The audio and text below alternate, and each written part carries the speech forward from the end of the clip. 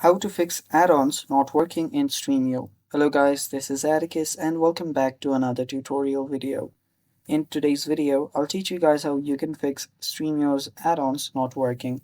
So before we begin, if you guys are new to Click Command, head down below and hit the subscribe button so you don't miss out on our future videos.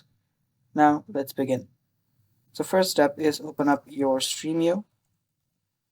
And after you open up your Stremio, what you'll then need to do, just open up my Stremio here. And after you open up your Stremio, what you'll then need to do is make sure that you're logged in into your account.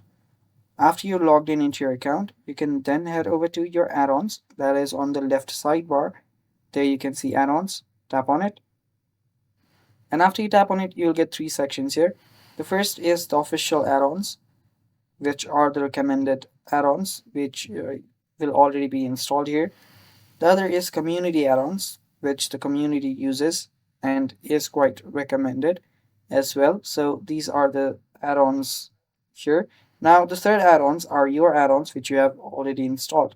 Now what your add-ons won't work if you have installed any third-party untrusted add-ons. So you might be facing a problem due to that.